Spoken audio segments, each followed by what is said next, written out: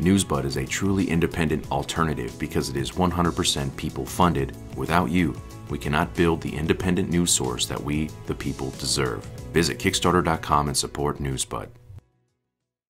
In jolly old England, Robin Hood stole from the rich to give to the poor. In modern-day America, greedy government goons steal from the innocent to give to the corrupt by way of a scheme called civil asset forfeiture.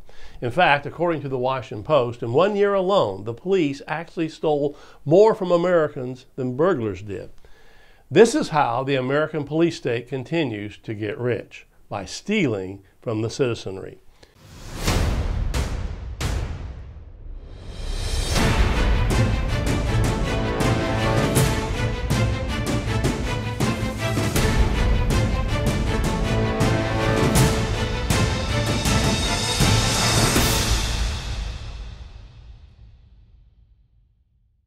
Here's how the whole ugly business works in a nutshell. First, government agents, usually the police, use a broad array of tactics to profile, identify, and target in a traffic stop, on a train, in an airport, in public places, or on private property those citizens who might be traveling with a significant amount of cash or possess property of value.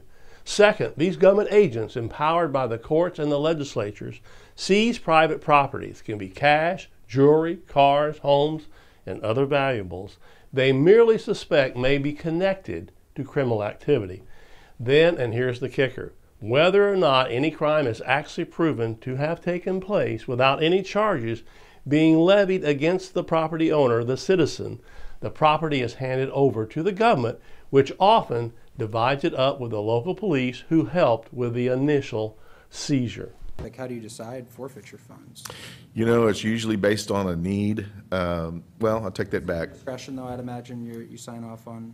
Yeah, there's some limitations on it. You know, it's actually there's not really on the forfeiture stuff.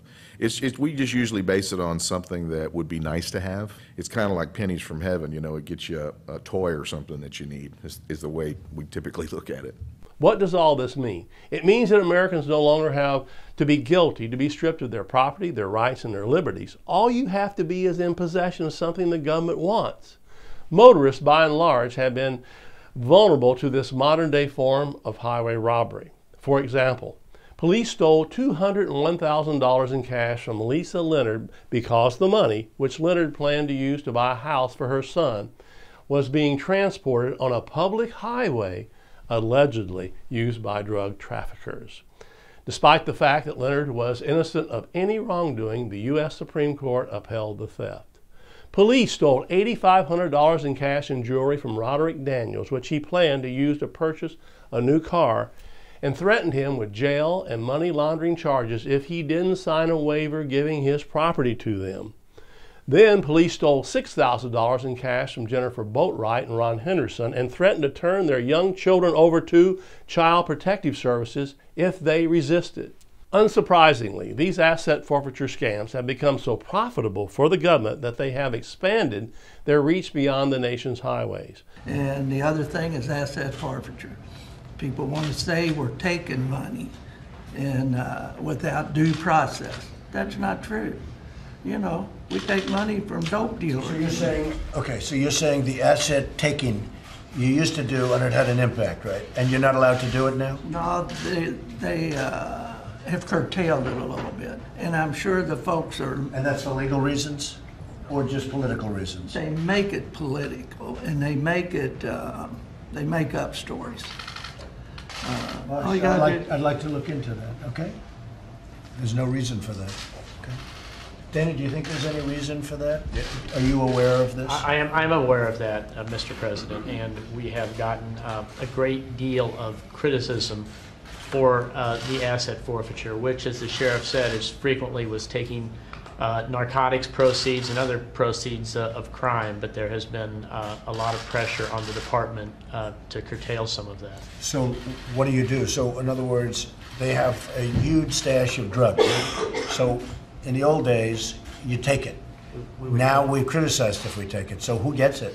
What happens to it? Well, we have what is called equitable sharing, where we usually share it with the local police departments for whatever portion that they worked on the case. And it was a very successful program, very popular with the law enforcement community. And now what happens? Well, now we've just been given, there's been a lot of pressure not to forfeit in some cases. Who would want that pressure, you know, I mean, other than like bad people, right? But who would want that pressure? You would think they'd want this stuff taken away. You have to be careful how you speak, I guess, but a lot of pressure's coming out of Congress. I don't know if that'll continue now or not. I think less so. I think Congress is going to get beat up really badly by the voters because they've let this happen. And I think badly. I think you'll be back in shape. So asset forfeiture, we're going to go back on, okay? Thank you, sir. I mean, how simple can anything be? You all agree with that, I assume, right? Absolutely. Do you even understand the other side of it? No. It's like some things, No sense. sort of like the Iran deal. Nobody even understands how a thing like that could have happened. It does nothing. You're allowed to profit from the illegal proceeds, right? Okay. So if you're going to sell narcotics and sell illegal drugs in our country, you also cannot profit from that. And so we seize those profits. So do we need any legislation or any executive orders for that, would you say, Dana? To put that back in business? I don't think we need any executive orders. We just need kind of some encouragement Okay. to move in that direction. Good. You're encouraged. I love that answer because that's better than signing executive orders and then these people take it and they make it look so terrible. Oh, it's so terrible. Would anybody like to make a statement? Couple of Mr. you? President, Yes, sir. on the asset forfeiture, we got a state senator in Texas that was talking about introducing legislation to require conviction before we could receive that forfeiture money. you believe that? And I told him that the cartel would build a monument to him in Mexico if he could get that legislation. Who's the passed. state senator? Do you want to give his name? We'll destroy his career. According to USA Today, the U.S. Department of Justice received some $2 billion, believe it or not, in forfeited items in 2013. Since 2008, local and state law enforcement agencies nationwide have raked in some $3 billion in forfeitures through so-called federal equitable sharing programs. However, it's not just the drivers who have to worry about getting the shakedown. Any American unwise enough to travel with significant amounts of cash is fair game for the government pickpockets. Incredibly, the Drug Enforcement Administration, or the DEA, has been colluding with the TSA and local police departments to seize a small fortune in cash from American travelers, using the very tools, scanners, spies, and surveillance devices they claimed and they told us were necessary to protect us from terrorists. Mind you, TSA agents already have a reputation for stealing from travelers, but clearly the government is not concerned about protecting American citizens from its own wolfish tendencies. No, the government isn't looking to catch criminals. It's just out for your cold, hard cash. As USA Today reports, although DEA agents have seized more than $203 million in cash in airports alone since 2006, they almost never make arrests in connection with the seized cash. For example, DEA agents at the Cincinnati Northern Kentucky International Airport stole $11,000 in cash from college student Charles Clark, his entire life savings in fact, simply because they claimed his checked suitcase smelled like marijuana. No drugs or evidence of criminal activity were found. How does the government know which travelers to target? Through surveillance of Americans' domestic travel records, by profiling train and airport passengers, and by relying on government informants, including, believe it or not, ticket agents. In one instance, the DEA actually promised to give a TSA security screener a reward for identifying luggage with large sums of cash. The more cash found, the bigger the reward. Starting to notice a pattern? First, the government claims it needs more powers and more weapons in order to fight crime and so-called terrorism. What powers am I talking about?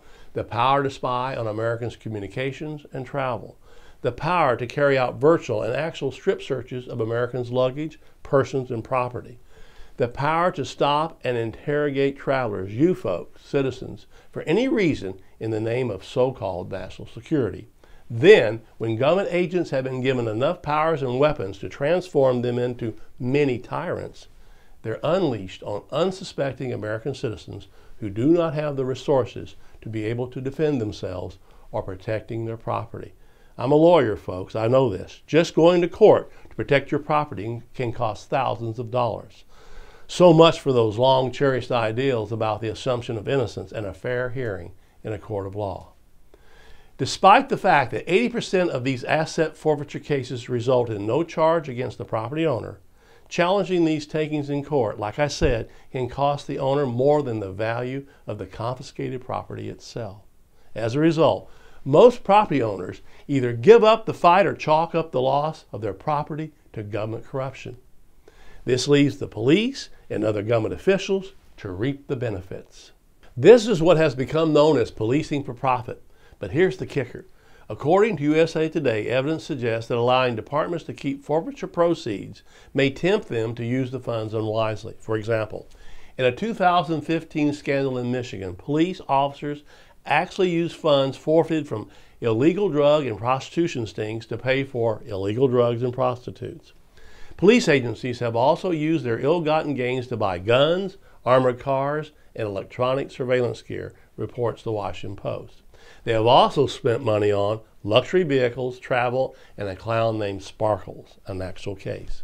Folks, this is insulting to we the people. So what's to be done? We're now ruled by a government so consumed with squeezing every last penny out of the population, out of us, the citizens, as to be completely unconcerned if essential freedoms are being destroyed.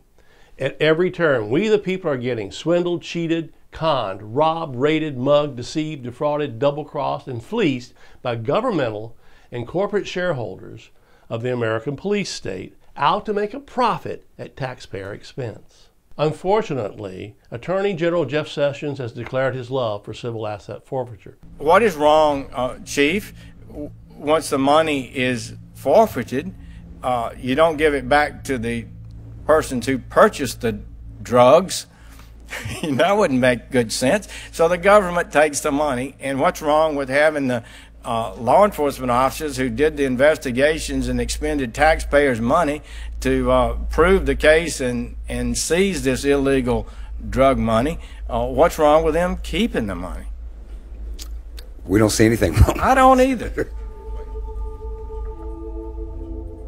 With all due respect, the problem with law enforcement receiving this money directly is because it skews law enforcement priorities from pursuing justice and pursuing criminals to padding their own budgets. And this is best seen, perhaps, by an investigation that Tennessee did of its local law enforcement and the drug task forces. It found that officers in the drug task force were 10 times more likely to patrol the westbound lanes of I-40 rather than the eastbound lanes. And why is that?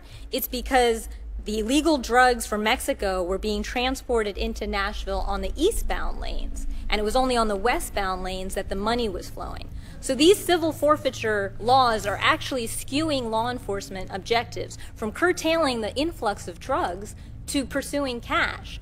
And it's my opinion, and I think the opinion of most Americans, that we should be enforcing both sides of that highway, stopping drugs as well as stopping the money and disarming criminals. It's probably no surprise then that there are low clearance rates for violent crimes, because instead of pursuing solving these kind of violent crimes like murders, instead we're focusing on a drug trade, but even not for drug kingpins, for low-level activity, and that needs to stop. The Supreme Court keeps marching in lockstep with the police state, and police unions don't want their gravy train to go away. So there's not much hope for federal reform anytime soon. As always, change will have to begin locally and move upwards. Some state legislatures are beginning to push back against these clearly unconstitutional asset forfeiture schemes. In fact, New Mexico now requires a criminal conviction before law enforcement can seize your property, while police in Florida must prove beyond a reasonable doubt that property is linked to a crime before it's seized. More than legislative change, however, what we need is a change of mindset on the part of the American people. We need to stop acting like victims and start acting like citizens with rights.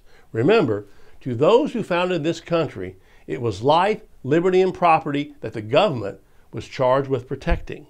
To the colonists, following the colonial uprising against the British, protecting their property from governmental abuse was just as critical as preserving their lives and liberties.